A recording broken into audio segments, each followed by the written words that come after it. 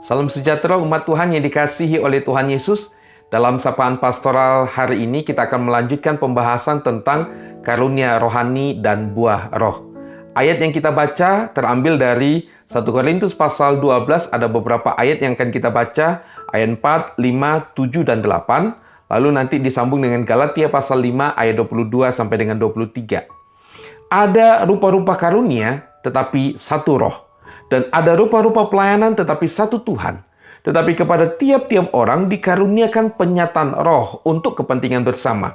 Sebab kepada yang seorang roh memberikan karunia untuk berkata-kata dengan hikmat, dan kepada yang lain roh yang sama memberikan karunia berkata-kata dengan pengetahuan.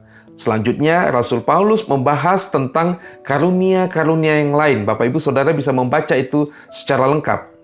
Galatia pasal 5 ayat 22 sampai dengan 23, tetapi buah roh ialah kasih, sukacita, damai sejahtera, kesabaran, kemurahan, kebaikan, kesetiaan, kelemah lembutan, penguasaan diri.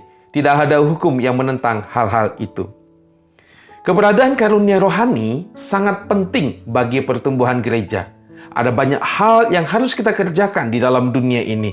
Karena ladang pelayanan yang Tuhan percayakan kepada kita begitu banyak, begitu luas. Karena itu diperlukan ada banyak sekali anak-anak Tuhan, orang-orang Kristen yang memiliki, yang diperlengkapi karunia-karunia rohani untuk mengerjakannya. Namun, karunia rohani saja tidak cukup Bapak Ibu Saudara untuk melakukannya. Kita juga perlu memperhatikan buah roh di dalam hidup kita. Buah roh itu mengingatkan kepada kita tentang karakter kita yang sudah diubahkan, yang dibentuk oleh Roh Kudus. Dengan demikian, Bapak Ibu Saudara, karunia rohani itu membuat pelayanan kita itu bisa bertambah luas. Tetapi buah roh itu akan membuat pelayanan kita memberi pesan dan dampak yang kuat. Buah roh membuat pelayanan kita bisa berdampak panjang di dalam diri orang-orang yang kita layani.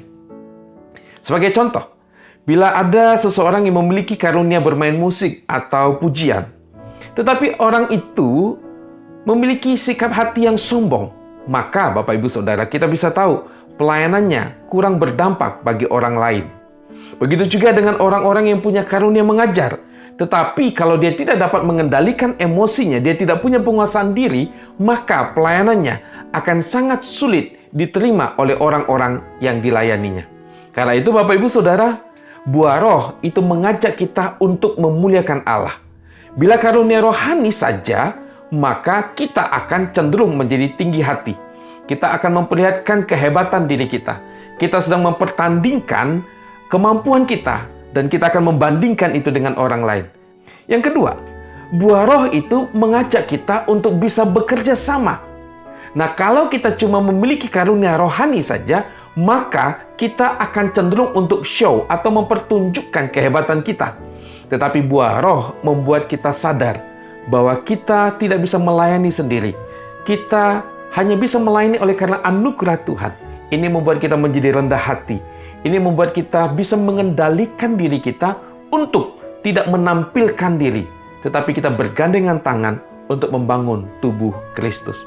Karena itu Bapak Ibu Saudara, mari kita terus bertumbuh di dalam Tuhan. Terus belajar untuk dipimpin oleh Allah Roh Kudus. Sehingga buah roh itu selalu hadir dalam hidup kita dan mempengaruhi seluruh hidup kita. Sehingga pelayanan kita bisa membawa dampak yang dalam dan yang panjang di dalam diri orang-orang yang kita layani. Tuhan Yesus memberkati.